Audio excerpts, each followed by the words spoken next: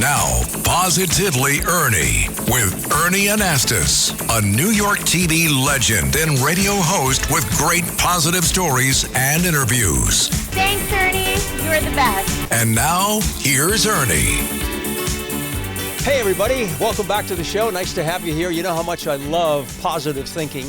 And today I'm going to talk about that with a very special guest. And, you know, it's so important that we all listen. I've talked about that so many times that you have to listen to yourself, very important, and you have to listen to other people who have great ideas and can help us all grow. I love quotations, and one of my favorite quotations is from a Greek philosopher who once said, "I have a wish to die young, but as late in life as possible." I love that because, you know, basically what it's saying is that you have to have a youthful heart and a youthful mind and a youthful spirit. So you don't feel like you've been there, done that, and, you know, there's nothing left. We all have to look forward to things in life, and you have to have passion for what you do. And I want to talk about that today, and I want to introduce a wonderful person. Her name is Erika Jon, and she's written a fantastic book. It's called The Secret to Getting Unstuck, and it's a guide to forming 5 habits that will transform your life and make you unrecognizable. I love that title. Welcome to the show. Good to have you here, Erika. Thank you. I'm so excited to be here. Oh, this is great. This is a wonderful, you know, when you talk about transforming, I think that excites a lot of people because many people, I'm sure you have found, you know, are stuck. Yeah. And they want to change. So tell us why you wrote this book. Yeah, that book, the book, The Secret to Getting Unstuck, really describes a time in my life where I was really stuck. Stuck in depression. I couldn't find a job. And just kind of a little backstory, my background has always been in HR. And so I've worked for many Fortune 500 companies. Yeah, human resources, sure. Human resources. And I found myself going through, at the time, I didn't know what it was. I now know today that it was an identity crisis. And I walked away from my big-time job, the dream job, and I went into this depression. And I was making 6 figures to having a bachelor's degree and a master's degree to I can't find a job. And after going through that, a lot of the things that I put in the book are tools and techniques that I use to get myself out of it. And it was this moment where it's like, what happened to my life? How did I end up here? Yeah. So I know that it's not an uncommon story. No, it's not. I know many people in all different areas of their lives get stuck. You know, Erika, the important thing here that you're telling us is that you personally, you know, had your own experience. Yeah. And you were able to translate that and transform it into something that we can all use. To me, I think that's probably the best thing. You know, there's a great line. It says a critic is someone who thinks they know how to get there, but they don't know how to drive. Right. And so, you know, when you hear it from a person who's actually lived it and experienced it, it makes a huge difference. So you came up with this book, and you've got 5 habits. And I want to go through the list. Tell me which one is your favorite. What should we remember first about transforming ourselves and becoming a new person, unrecognizable, as you say? And you talked about identity and negative beliefs, obliterating them. Talk about that. So gosh, it's so hard to choose. If you make me choose, we talk about habits and the importance of habits because I want you to understand the dynamics, the mechanics of habits. If I'm saying, hey, these are the 5 habits that you want in your life. That will transform your life, then I want you to understand how habits work. Sure. How they can keep you stuck, how to create new habits. And then the first one is identifying and obliterating negative beliefs. The negative beliefs control our lives. Yes. And the crazy thing about negative beliefs is sometimes we don't even realize it's just a belief. And just because we have a belief, it doesn't mean it has to be our truth. Yeah, yeah. Because if we change the belief, we change our truth. Right? But Erika, let me ask you something, because that's an interesting area. Yes. You talk to so many people. And I do the same thing. And if you're talking to individuals who say, I'm having such a hard time obliterating, getting rid of this thing that's in my head about how I feel about myself or an experience that I had that I just can't get over. Now, that's a toughie. It is tough. That's a tough thing. And I really feel for a lot of individuals who have that because it's haunting in many ways and it's hard to get rid of it. Well, it can feel like it's taken over your life, like it's bigger than you. But you have to know that it's not bigger than you. And the reason why it feels so big is because it's a habit. And a habit is something that you do unconsciously. You've done it over and over and over again till you do it unconsciously, and you don't even think about it. And what happens is it builds momentum. So if you think about being in San Francisco, going down one of those really big hills, Sure. where if you're midway down the hill, the momentum is going to pull you through. It's going to pull you on down. And that's what those negative beliefs So how do we change that? I mean, people are out listening to us right now and saying, okay, I've tried so many things. I mean, I'd like to go through hypnosis where I can just obliterate this thing completely. Yes. Give me a couple of tips how people can change that way of thinking and form a new habit. So the first thing I would say is buy the book, The Secret to Getting Unstuck, and read it. And also, I've created a meditation called The Secret to Getting Unstuck Meditation. And that meditation walks you through the 5 habits that I discuss in the book. Why did I create the meditation? Because exactly what you just said. It's so challenging. Yes. It's so tough to do. And you can read a book. You can get the intellectual knowledge about what it's saying. Yeah. But it's in the practice that makes a difference, that starts to change the negative beliefs. So getting the book, getting the basic understanding, and then using it with the meditation and walking through those steps will help you to identify and obliterate those negative beliefs. And then the next habit is forgiveness. Now, that's a juicy one. Yeah. I'm sure a lot of folks are saying, forgiveness, I have tried it. Yes. And it comes back to me over and over again. It's like I want to forgive someone, including yourself, for doing something. Absolutely. And how do you find the strength to be able to hold on to it, forgive, and then forget? It's so good. So I live in Dallas, Texas, but Yes. I'm from Jackson, Mississippi, and I have an uncle there. He's a successful businessman, and he told me, I love your book. I've read it. He said, I've been speaking and teaching on it, and people have one issue with the book, just one. Everything else is great, and that is forgiveness. They Tough one. just have a hard time. Yeah. And I said, well, the forgiveness is not for the other person. It's for you. Right. It's to let go of the baggage, the mental baggage. Sometimes it impacts you physically, mentally, emotionally. Right. It's letting go of that baggage. So if you can think about baggage, it weighs you down. It does. And then you can think about being stuck Right. in a negative belief and a negative habit. You can see how you go nowhere and you're weighed down in it. Yes. Right? You get a good visual of that. Absolutely, yeah. So identifying and obliterating that negative belief, getting to a place of forgiveness where you let it all go and you're freer. And then the next step is getting a vision Right. for where you want to go. Because I've let all of that baggage go in the past. Now where do I go?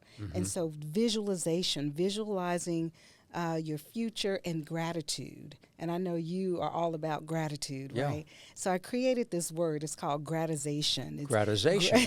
Yeah, I I like talk that. about it in, Yeah, The that's a Secret nice to one. Getting Unstuck. Gratization. How does that one work now? Gratitude and visualization. Right. And so basically it's visualizing your future, how you want it to be, and exuding gratitude. And I just read not too long ago that not only is it a positive attractor, gratitude, but it also has healing purposes too, which is fascinating Right. to me. You know, we're talking about forgiveness Yeah. and gratitude. Yeah. And I'm sure that, you've come across the same conversation. When it comes to forgiveness, there are many people who will say, what has helped me is some spirituality in my life. And this is not being religious, if you will. This is just saying, you know what? There's one source. You believe that there's one source for all of everything that we see, including us. Yeah. And we come from the same place. And forgiveness is a big part of that. Because, if we want to be forgiven for whatever we've done, we also have to turn around and have that same act. Do the same. And forgive other people. I think that's probably one of the most difficult things that you talked about, forgiveness. I think that if you have a willingness just be willing to forgive. Right. You can start to have a shift. Yes. Now, in the book, The Secret to Getting Unstuck, I talk about powerful processes that you can follow through on that will help you with that forgiveness, because it becomes more of an energetic release. Yeah. Instead of, like physically carrying baggage. And then the meditation does a really great job. You know what, Erika? You have to be around people, Yeah. who have the same mindset. People who are going to be thinking and feeling the same way so that you can support one another. Yeah. If you're around people who are negative and who are always going to be talking about, the past and being angry with someone, that's going to affect you. So I think it's important, I'm sure, to surround yourself with individuals who are supportive and have similar way of life that you can compare. It's interesting that you said that, Yeah. because like attracts like. Yes. That's a universal law. I didn't make this up. Right. And so if you're hovering in that negative place, that's what you're going to attract. So as you start to transition from letting go of this negativity in your life, this baggage, you'll start to attract more positive people in your life as well. But I totally believe, I heard this quote, proximity is power. So surrounding yourself, being in proximity of the kind of people that you want to be will have an impact on you as well. It's a lot about a vibe. Now, you and I have never met, right? We just met. Just met. And yet you can tell just from the energy between the two of us that we appreciate each other. There is a sync that's going on here, because you look at someone's eyes. The eyes are the window of the soul. You look at someone's eyes and you look at their expression, and there's a feeling that goes between 2 or 3 or 4 individuals. And I think that that's so important to surround yourself. That doesn't mean judging a book by its cover. Okay, I don't mean to have that being misunderstood. But you know what I'm talking about. I do. And so when you have that feeling, it's a great feeling. And I love talking to you. So I'm looking at your book, New Identity. I like that. Recognizing and shifting, exploring the signs of transformation. Plan of action. I like that. Plan your work and work your plan. Because if you don't do that, right, if you don't work it, it's not going to happen. That's right. So you have to have a plan. Now, look, tell me about this. This is, pardon me, this is a book that adds to it, The Secret to Getting Unstuck, and it's a journal. It's a journal. So tell me how this, because all these pages are blank, so we got to fill in the blanks here. Tell me about the journal and how that works. Well, as I said, with The Secret to Getting Unstuck, you get the foundational understanding of the content. Once you get the meditation, which you can get that on Audible, well, then you need a journal to take your notes in, because this is not just a regular sit and be quiet kind of meditation. It really is doing deep work, and it has prompts to help you identify what are those negative beliefs. It has prompts to help you work through forgiveness, and you're going to want to take notes. And it's like a purging. So that's what the journal is. And I like aesthetics, right? Yeah. So if I have this beautiful meditation and this beautiful book, The Secret to Getting Unstuck, and then I have the beautiful journal, it's just like a collection. Yes. And there's something powerful about handwriting. Yes. And seeing your own handwriting and looking at the words, it's different from the audio. You can hear it, but I have found that that's very important to me. I was told many years ago that, one of the things that we lack, that we don't have from, let's say, our parents or our loved ones, is handwritten information or notes. Yeah. That we have a photograph or we have a memory and so forth, but very little handwriting. Yeah. And I got a book one time and I started writing down a lot of thoughts to leave for my children. And I think that seeing it in my own words is powerful. So this is what this journal is supposed to do. Again, you have to have the discipline, right? You got to have the discipline to say, if you don't have the desire to do any of this, it's not going to work, right? It's just not going to work. Yeah. And you continue with where you are. You continue living that habit, that cycle. I think you have to get to a threshold. And that's where I was with finally stepping out and writing this book. I got to a threshold where I said, absolutely no more. I'm going all out. I'm living my best life, whatever that takes. I don't care how hard it is. I don't care how afraid I am. I'm doing it because doing it and and taking the challenges and maybe even the struggles, it's better than staying stuck. Yeah, exactly. I'm sure we both agree that that's the key here. Making sure that, if you're going to embark on this journey, that you have to really want it. It's like about anything in life. If you have the desire, if you have the passion and the commitment to doing something, it's going to happen. If you're just, kind of soft about it, it's not going to develop the way you want it to. And that's the key, is finding that feeling inside you that says, I want to change. I want to make a difference. Decisions determine destiny. When you make a choice, when you make a decision, it takes you someplace, doesn't it? So you work with a lot of people, and I'm sure that, some success stories, people that have come back to you and said, you know what, you really helped me. Your book, your counseling, all the work that you've done. Tell us about a couple of quick stories about some of the people that you've worked with and helped and the kind of feedback that you've gotten. I like to hear stories like that. Yeah. Working in HR, I've worked in HR 20 plus years now, and I've been able to marry my coaching abilities in my HR role. And I find that employees who are problematic at work, either performance behavior or attendance issues, there's something deeper there. They're stuck in some area. And so I've been able to coach them out of that to become high performers. There's one lady, she was a nurse. I work at a hospital and medical school in HR. Sure. And she was really stuck, and she was angry, and she was upset, and she felt like her leaders were doing her wrong, and her coworkers were out to get her.